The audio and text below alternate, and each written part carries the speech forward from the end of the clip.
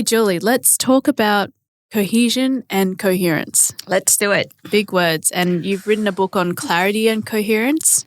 And I guess these two terms of cohesion and coherence, they're often confused. So I'm going to explain to you how I was taught it.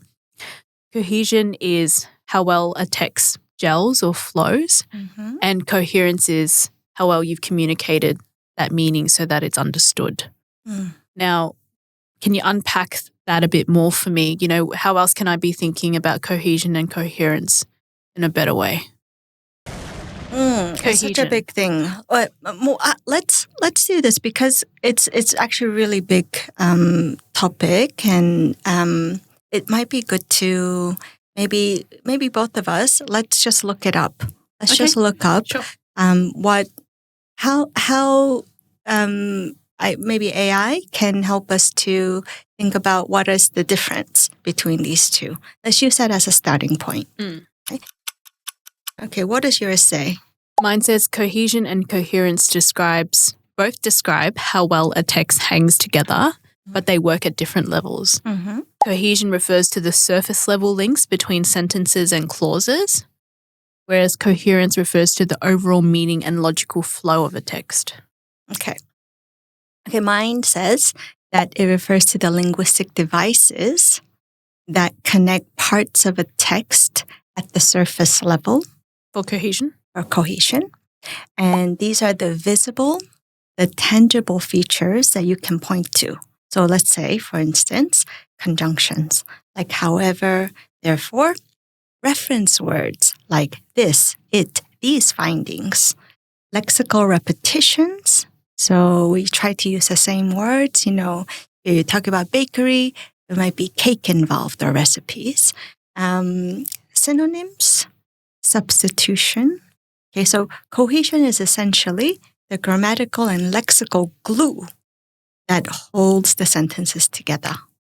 Right? So we can kind of see it as tangible. We can follow a text because they're kind of referenced.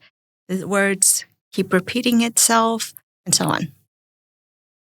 And importantly, it's that you could have a text that is cohesive.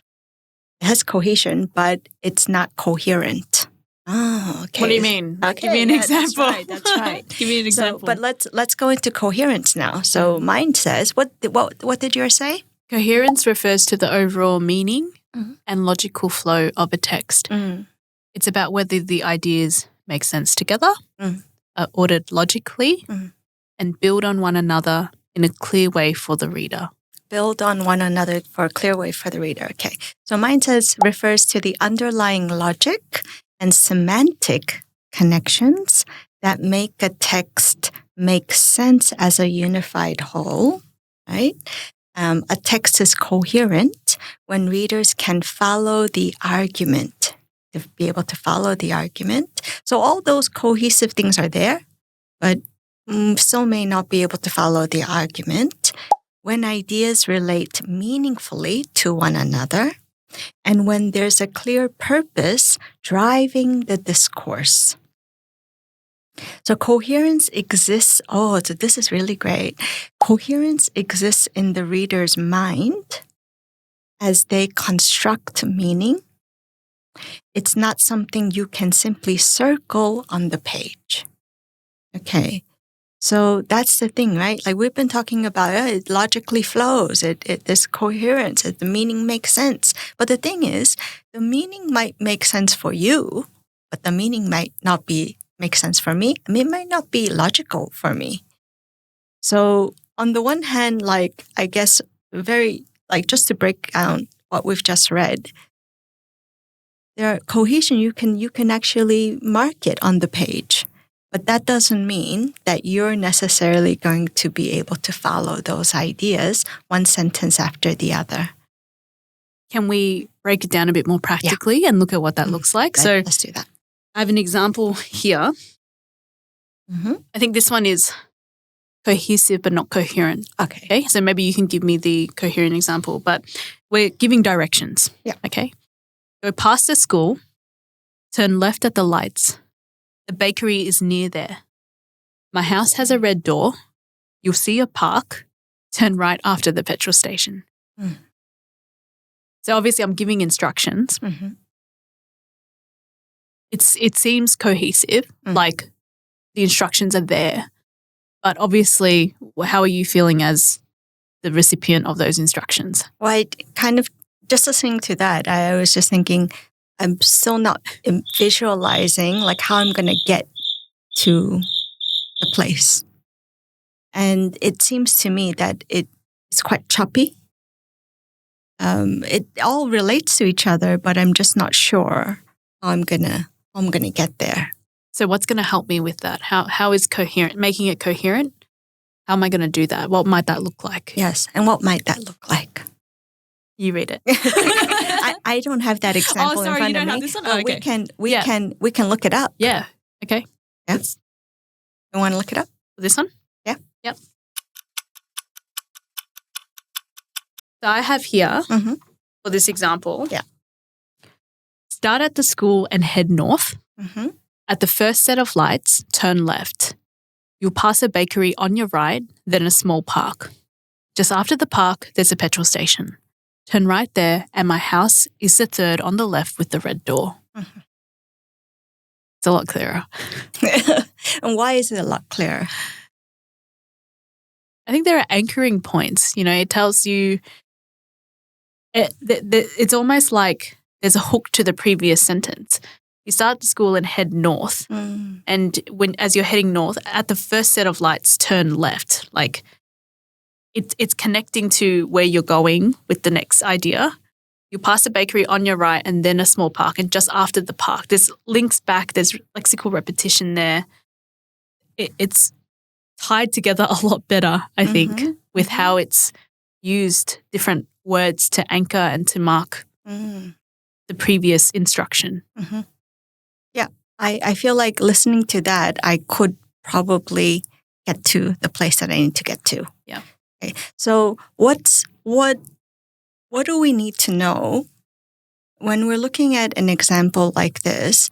And if you were to be telling that to your students, what is it that has changed to make that text more coherent? How would you just summarize that? I would say that to make that text coherent, when you're giving new information, you need to always link back to that new information. You always need to link back to that information in the next sentence. So I think this is where, I've heard you speak many times about theme and ream, right? Theme is about, the subject of the sentence. Ream is you're giving additional information. And when you give that new additional information, the theme of your next sentence needs to refer back to that to create that thread for the reader. And I think, whilst you were here, I was playing around with ChatGPT and it generated me an image of both sets of directions. And in the first image, you can just see that it's very unclear. That there's no proper road or structure that that has been laid out with those instructions. In the second image, though, there's arrows showing a sense of direction. But even with the arrows, they're a bit muddied up in the wrong direction. And, for me, maybe that's an exercise where I need to prompt. I need to prompt a bit better for the sense of direction for, where do you start? Where should the arrow start, etc. But I think the second one was a lot more cohesive because there were clear markers that linked every sentence back to the previous. So essentially, also, even the prompting is quite interesting because you need to think about the meaning really carefully in those sentences, right? It's not just a matter of, the descriptions, like those choppy sentences, but they're connected. And that connection also then affects the arrows, right? So the whole time, even when you're prompting, you're thinking about meaning. I think if students are using AI in this way to try to understand, the meaning of something, and they have to prompt it again and again, it's very frustrating. But if they have to do that again and again to think about meaning, the meaning is not right, then that's the language learning work I think that they are trying to do. That's actually a very good use of that. One other thing I was just thinking about as you were talking about the image was that not everybody can just read those sentences and hold it all in one's head. Some of us really do need visuals, and visuals are not something that's because you lack something, you need visuals. No, some people are just naturally visual learners, and they need something broken down in that way first, and then you put the language on it, and then it makes more sense.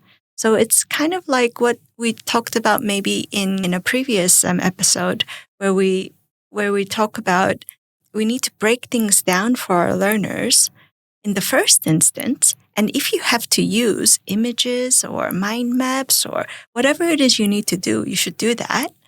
And then you should probably open them up to those sentences that are quite complex. But I also really just like what you said in terms of the new information that we have to give and is linked up to the sentences before. And that then takes us to the element of thematization. Yeah, can we unpack that example? Yeah, let's do that. Because, okay, so with thematization, it is that strategic placement of cohesive ties, right? And you mentioned it already. You have a piece of information, and then there's new information, and you carry it forward in such a way. So I often use that example of the milk and the cow. Do you by any chance have that? Yep. So the milk flows to the refrigerated tankers, then that becomes the theme of the next sentence. The refrigerated tanker delivers the raw milk to the factory. At the factory, the milk is pasteurized in the pasteurization plant. In the pasteurization plant, the milk is heated to kill off germs. Yeah. I always use that example. I'm sure it came from, some wonderful book. Can't remember anymore, but always use that example because it uses the zigzag format. The first time I encountered it, I was blown away. When you're a first language speaker of English, you don't learn those things, as you and I have both talked about many times, and we take it for granted. We just think that we know. No, there are tools to help you think through how is this text coming together, and then you can see it in so many other domains too. You see it in narratives, in procedural work, in arguments. That makes the writing so much clearer, as we just looked at in that example. So the zigzag format is great. It doesn't mean that every single text needs to follow in that direction. But when we have a bunch of information that we need to break down, that's a great way to help people to focus in on the meaning. Can you give me a better example of how thematization is going to make a text better? Okay, I'm not sure that I have a better example. I don't know, it's hard to beat that one, but an everyday example. Yeah. And, you arrived yesterday, so we can even think about the story of you coming. Okay. The sentences that I wrote for myself was, my friend from Queensland came yesterday, and she brought her camera to do some vlogging with me. We took some shots walking down the street and at the bar. And we got an idea for the vlog by just fooling around. This morning, we sharpened up our ideas by talking further about it. Okay, just wrote that.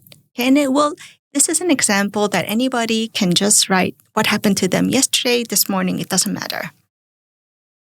That's perfectly understandable sentences, right? But it's purely descriptive, I think. Just like this happened, that happened, this happened, that happened, right? With thematization in mind, it would have a bit more, I think, focus on something. So let's say, so it's a theme, right? That's why. So what's the theme that I want to bring forward here in this little descriptive narrative? Okay. So with thematization, it would turn into this. The first two sentences would probably be the same. My friend from Queensland came yesterday. She brought her camera to do some vlogging with me. We started by just fooling around, taking shots, walking down the street and at the bar, and then here. Okay, so that messing about actually sparked an idea for the vlog.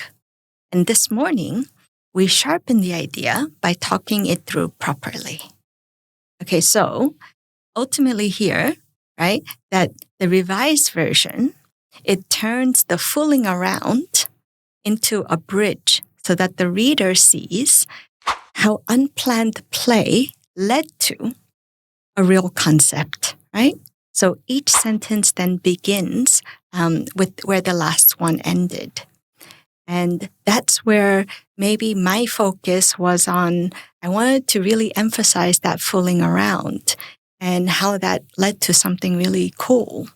And, if I don't point it out to the readers, then the readers might have to do a lot of work thinking about, why are you telling me all this? What's the point of this? This is not a diary, right? So it's helping to help the reader. The writer is helping the reader to understand where it is I want to take the reader. And that's really important, isn't it? Like, you're going to write an essay, you're going to write a report, whatever you're doing. You don't want it just to be jumpy, choppy sentences and nobody understands why am I reading this thing? You want to get your message across in the word count that you have, and you want to articulate your argument as best as possible. So how great is it that you have a tool like Theme and Ream, and you can teach students with the zigzag format that, hey, you go yourself and look at whether or not it's following, the theme and the ream. That's a tool they can, if they learn it, they can go home and actually do it. They don't need a teacher next to them all the time. And now that they have AI support, they can put their text in and see if it can be clarified even further and why. These are great ways in which students can pick up grammar and write more clearly and coherently. So again, just because you've got cohesion going in your text, just because you can circle up all those words doesn't mean that it's necessarily coherent. Thematization can help sharpen up your meaning even further. So good.